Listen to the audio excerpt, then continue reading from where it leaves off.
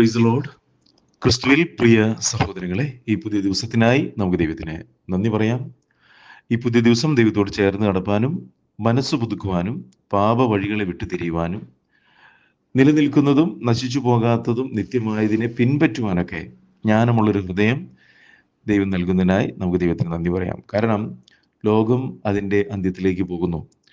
ലോക സംഭവങ്ങളും പ്രാദേശിക സംഭവങ്ങളും കർത്താവിൻ്റെ വരവ് ഏറ്റവും അടുത്തു എന്ന് വിളിച്ചു ഓതുന്നു. ഞാൻ സ്ഥിരമായി പറയുന്നത് പോലെ 2000 വർഷങ്ങൾക്ക് മുമ്പ് കർത്താവ് വന്നത് പാപപരിഹാരത്തിന് വേണ്ടിയിട്ടാണെങ്കിൽ, യേശു കർത്താവിന് രണ്ടാമത് മധ്യാകാശത്തിൽ വെളിപ്പെടുന്നത് യേശുക്രിസ്തുവിൻ്റെ കാൽവരി ക്രൂശിലെ മരണത്തിൽ വിശ്വസിച്ച് പാപക്കറകളെ കഴുകിക്കളഞ്ഞ് യേശുക്രിസ്തുവിനോട് ചേരുവാൻ സ്നാനപ്പെട്ട് ദൈവവചന അനുസരണത്തിൽ കൂടി ഒരു വിശുദ്ധ ജീവിതം ജീവിച്ച് പുത്രൻ്റെ സ്വരൂപത്തോട് അനുരൂപരായ ഒരു ചെറിയ ശേഷിപ്പിനെ ചേർപ്പാൻ വേണ്ടിയിട്ടാണ് യേശു കർത്താവ് രണ്ടാമതും വരുന്നത് എന്ന് വ്യക്തമായിട്ട് ദൈവവചനത്തിൽ രേഖപ്പെടുത്തിയിരിക്കുന്നു. മാത്രമല്ല, ദൈവവചനം നമ്മൾ ഓർമ്മപ്പെടുത്തൊരു കാര്യമുണ്ട്. മത്തായി 22:29 നിങ്ങൾ തിരുവെഴുത്തുകളെയും ദൈവശക്തിയെയും അറിയായ്ക കൊണ്ട് തെറ്റിപ്പോകുന്നു. അപ്പോൾ ഒരു വ്യക്തി തെറ്റിപ്പോകുന്നുണ്ടെങ്കിൽ അത് ദൈവവചനത്തെ മനസ്സിലാകാത്തത് കൊണ്ടാണ്.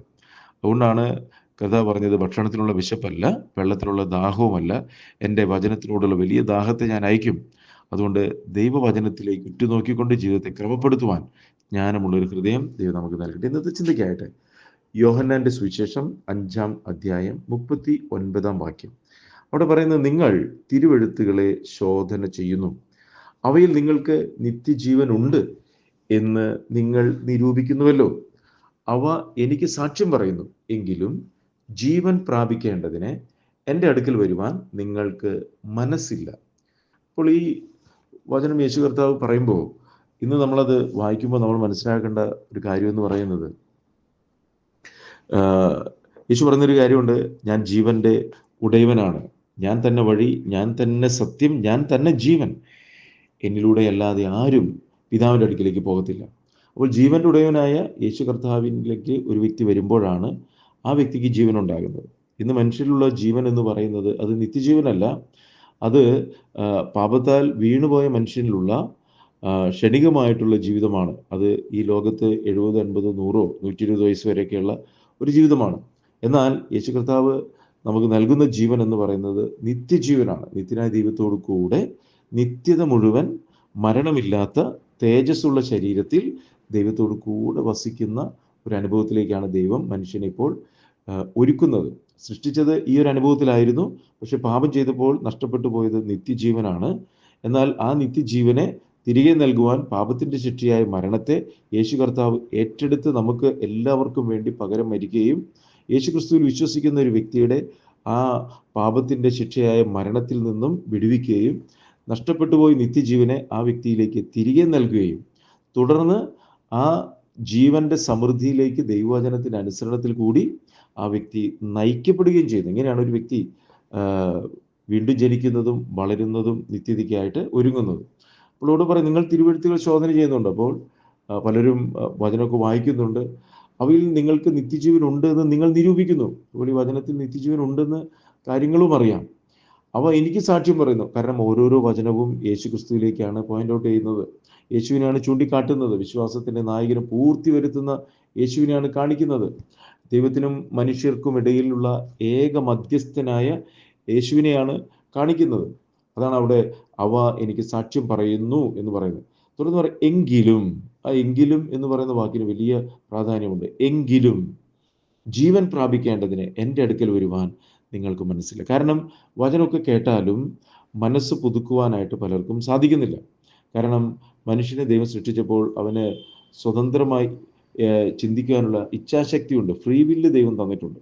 ആ ഫ്രീ വില്ലിലാണ് അടുത്തു വരുവാൻ മനസ്സില്ല എന്ന് പറയുന്ന കാര്യം ഇവിടെ പറയുന്നത്. എന്ന് പറഞ്ഞാൽ ആ ഫ്രീ വില്ലിൽ കാര്യം കേട്ടാലും പലതും വിട്ടുകളയേണ്ടതിൻ്റെ മടി, മറ്റുള്ളവർ എന്ത് വിചാരിക്കും എന്നുള്ള ചിന്ത, വ്യർത്ഥമായ പിതൃ പാരമ്പര്യങ്ങൾ, ജാതി ആചാരങ്ങൾ, അനുഷ്ഠാനങ്ങൾ, ആരാധനയുടെ അടിമത്തം, അതുപോലെ ഇങ്ങനെ പലവിധമായിട്ടുള്ള മുറുകെ പറ്റുന്ന പാപങ്ങൾ, സ്വയത്തിൻ്റെ ഇഷ്ടങ്ങൾ, ഇതൊക്കെ വിട്ടുകളയുവാനായിട്ട് ഉള്ളിലെ മനുഷ്യൻ സമ്മതിക്കുന്നില്ല.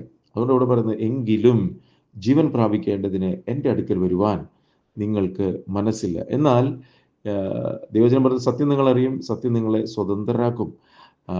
പ്രിയമുള്ളവരെ, ഈ ലോകത്തിൻ്റെ താൽക്കാലികമായിട്ടുള്ള ഭോഗതൃപ്തി അത് ഒരു വ്യക്തിയെ നിത്യ നരകത്തിലേക്ക് കൊണ്ടുപോകും. ഈ ഭൂമിയിലെ ജീവിതത്തിലാണ് നമ്മൾ കാര്യങ്ങളെ തിരിച്ചറിയേണ്ടത്. തിരിച്ചറിയാൻ ദൈവം നമുക്ക് അവസരം നൽകുന്നു. ആ തിരിച്ചറിവ് ഒരു വ്യക്തിയെ മനസ്സ് പുതുക്കുവാനും പാപങ്ങളിൽ വിട്ടുതിരിയുവാനും, എന്നെ സൃഷ്ടിച്ച, അതിശയം ഭയങ്കരമായി സൃഷ്ടിച്ച ഈ ദൈവത്തോട് ചേർന്നാണ് ഞാൻ ശിഷ്ടജീവിതം ജീവിക്കേണ്ടത് എന്നുള്ളൊരു ഉത്തമ ബോധ്യത്തിലേക്കും തീരുമാനത്തിലേക്കും ഒരു വ്യക്തിയെ നയിക്കുകയാണ് ചെയ്യുന്നത്. അതുകൊണ്ട് ദൈവജനം പറഞ്ഞ്, നീ വീണ്ടും ജനിക്കുന്നില്ല എങ്കിൽ ദൈവരാജ്യം കാണത്തില്ല. അപ്പോൾ ദൈവരാജ്യം കാണണം,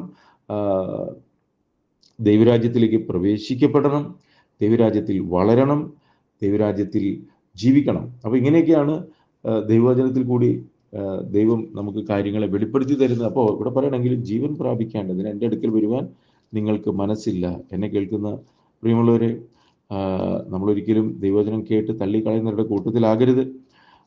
മറിച്ച് ദൈവവചനത്തെ ഏറ്റെടുത്തുകൊണ്ട് ദൈവവചന അനുസരണത്തിൽ കൂടി നിത്യജീവൻ്റെ വക്താക്കളാക്കി മാറുവാനായിട്ട് ദൈവം നമ്മെ സഹായിക്കട്ടെ. ദൈവവചനം നമ്മൾ ധ്യാനിക്കുക, ദൈവവചനം വായിക്കുക, ദൈവവചനം അനുസരിക്കുക. അത് നമ്മളെ നിത്യജീവനെ ഓഹരിക്കാരനാക്കും. പ്രാർത്ഥിക്കും. കർത്താവ് സ്വർഗ്ഗസ്ഥ പിതാവേ, അളവറ്റ കൃപയും കരുണയും ഞങ്ങളുടെ മേൽ പകരുന്ന ദൈവമേ, തിരുവെഴുത്തുകൾ ശോധന ചെയ്ത് തന്നെത്താൻ ചതിക്കുന്നവരായി ജീവിക്കുവാനല്ല, മറിച്ച് വചനാനുസരണത്തിൽ കൂടി ദൈവിക ജീവൻ പ്രാപിച്ച് അങ്ങയുടെ വരവിനായി ഒരുങ്ങുവാൻ, ചെറിയ ശേഷിപ്പിലായിരിക്കാൻ, ചെറിയ ആട്ടിൻകൂട്ടത്തിൽ തന്നെ ആയിരിക്കാൻ കർത്താവ് എല്ലാവരെയും സഹായിക്കണമെന്ന് പ്രാർത്ഥിക്കുന്നു. സമാധാനത്താലും സ്വസ്ഥതയാലും സന്തോഷത്താലും എല്ലാവരെയും നിറയ്ക്കണം. ഓരോ ഭവനങ്ങൾ സ്വർഗീയ ഭവനങ്ങളായി തീരുവാൻ തക്കവണ്ണം ഐക്യതയും സ്നേഹവും തമ്മിൽ ക്ഷമിക്കാനും മറക്കാനും പൊറുക്കുവാനുമുള്ള ഹൃദയവും കൃപയും നൽകണമെന്ന് പ്രാർത്ഥിക്കുന്നു. കർത്താവ് ചെയ്ത കൃപയ്ക്കായി നന്ദി. യേശു ക്രിസ്തുവിൻ നാമത്തിൽ പ്രാർത്ഥിക്കുമ്പോൾ കൃപ തോന്നി കേൾക്കണം സ്വർഗീയ പിതാവേ. ആമേൻ. God bless U.